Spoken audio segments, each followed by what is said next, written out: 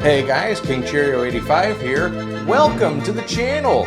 If you're tuning in today, you're gonna be a bit confused. You might want to go back and watch part 1 of this. Right now we're talking about episodes 3 and 4.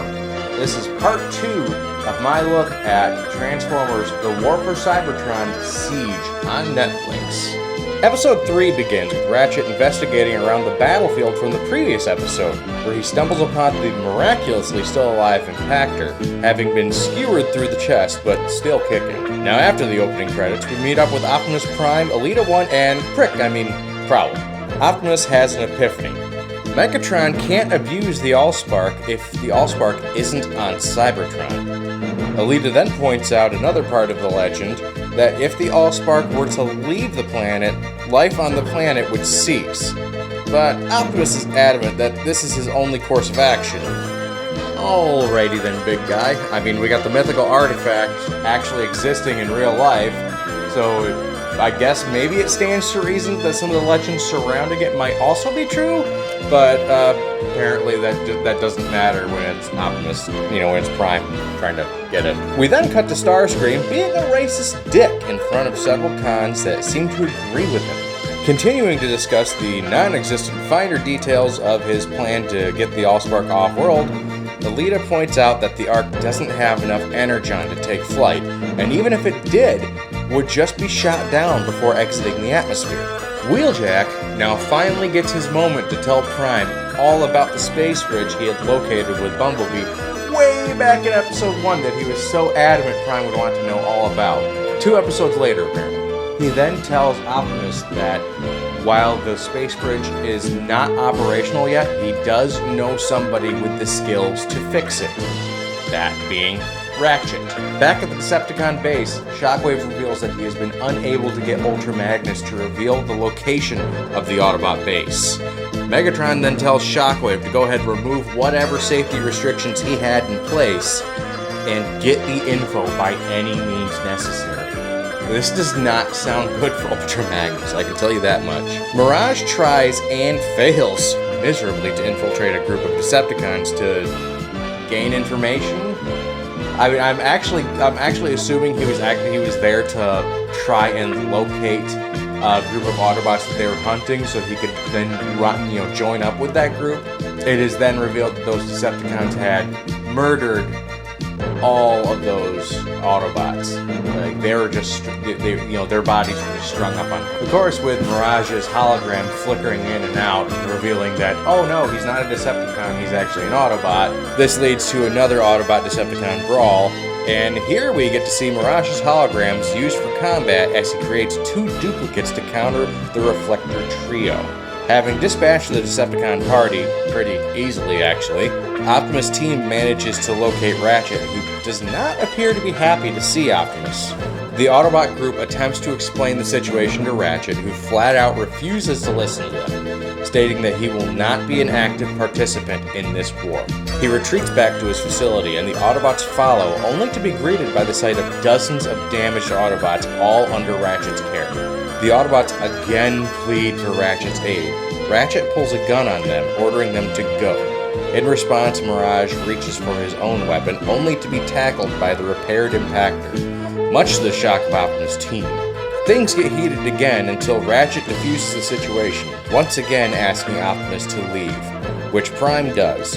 Wheeljack pleads one last time with Ratchet to please hear Prime out, which he agrees to. Back with the Decepticons, Ultra Magnus is being tortured for the Autobot base's location. But no matter what they do to him, he just won't talk. In a lull between tortures, Magnus manages to take out his guards, stealing a weapon and running after Megatron. He catches up, ordering Megatron to face him, which Megatron refuses, daring the honorable Autobot to shoot him in the back, which Ultra Magnus just can't bring himself to do, leading to his recapture. Well, dang. Good try, though, Magnus. Optimus informs Ratchet all about Megatron's plans for the Allspark, and upon hearing this, Ratchet agrees to help in keeping the Allspark away from Megatron. Feeling a sense of debt and loyalty towards Ratchet, Impactor insists on accompanying Prime's group to keep Ratchet safe. much to the reluctance of the other Autobots present. Now we get to check back in with Ultra Magnus, who's really not doing so great as Shockwave cranks up the torture. Magnus pleads with Megatron to not make Cybertron suffer. Megatron just stares him down, whatever bond they had no longer holding any sway over him. Shockwave cranks up the torture so high that it visibly injures Ultra Magnus. Soon enough, he's had enough and agrees to tell Megatron the Autobot's location. Back with our Autobot pals, Elita 1 and the gang force Impactor to remove his comm, much to the disgust of Ratchet. The signal from the discarded comm is then detected by Jetfire and Skywarp, who then scans the area detecting lots of Autobots, and showing just how useless the scanner from Episode 1 actually was, believing they must have stumbled upon the Autobot base. Jetfire, in a moment of personal conflict, not wishing to commit genocide, as that really wasn't what he signed up for, shoots Skywarp in the back. He's unable to bring himself to finish the job though, and instead allows the Seeker to fly off, obviously heavily damaged. Yeah, I mean, I'm sure that won't bite you in the butt, Jetfire. Megatron riles up a giant crowd of Decepticons with another dictator speech, as Starscream and several other Seekers mow down some Autobots. Skywarp crashes by the Seeker team and passes out right in Starscream's arms, but not before telling old Screamer that Jetfire just betrayed the Decepticons. Episode 4 starts with Megatron marching Magnus to what he believes to be the Autobot base. However, it's soon revealed to be a complete lie by Ultra Magnus, who states that he will never betray his fellow Autobots. Jetfire arrives just after Megatron executes Ultra Magnus in a complete rage. The assembled Decepticons then bear witness as a strange energy emits from Ultra Magnus' corpse and quickly rushes away from the gathering, as if intent on being somewhere. At first I thought that Ultra Magnus was going to reveal that underneath all that armor he was a white Optimus Prime and he was okay, he wasn't like dead. But I guess that he's actually just straight up dead. Like, there's no reveal there. That would have been a nice incorporation to have that moment actually appear in fiction aside from comics. Aside from, like, the terrible Dreamwave comics.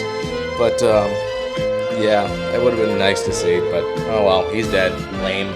We catch up with Bumblebee to see all that weird energy flow into him, and it does not seem pleasant. Now we're with Optimus, and he can somehow tell that Ultra Magnus Red Ring, saying something about the Alpha Trion protocols? I mean, whatever those are. Megatron orders his Decepticons to find out what that energy was, and to drag Magnus' corpse back to Shockwave for investigation. Starscream arrives and immediately shoots Jetfire, then outs him for his betrayal, claiming he murdered Skywarp, who I guess is actually dead. Like, it didn't seem like he got hit that hard, and he had, he was able to just go ahead and fly away under his own power. That doesn't scream to me that that would be a fatal injury for a Transformer, but again, that's two major deaths in the last two episodes.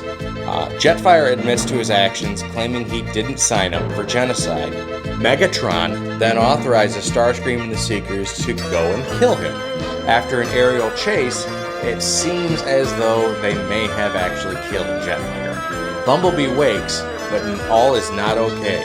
He now has strange visual hallucinations all around him, covering every structure, and knows many things he didn't before, like all about Alpha Trion. Optimus assembles the team to go fix the space bridge with Mirage in charge, who seems to be forming a grudging respect for Impactor.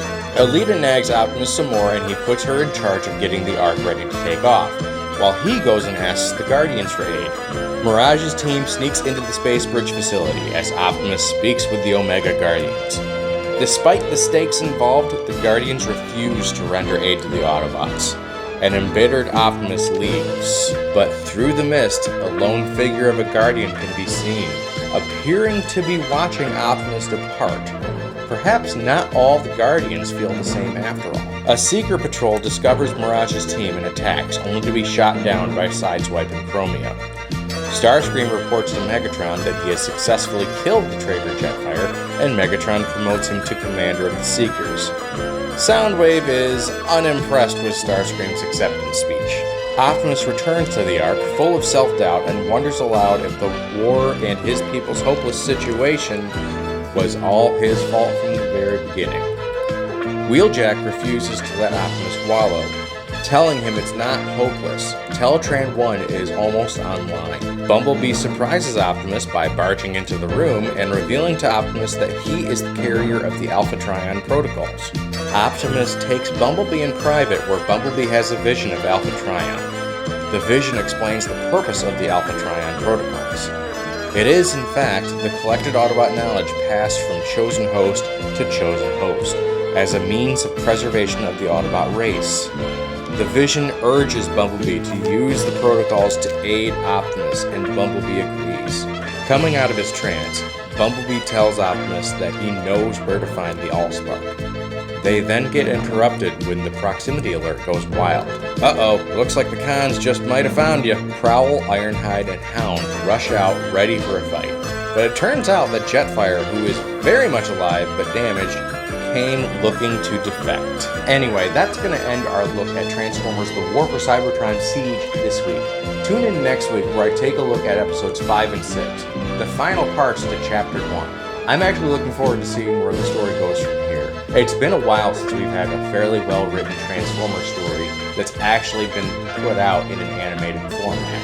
I actually believe it's basically been since Transformers Prime, which was several years back. With that being said, don't forget to like, share, and subscribe to this video.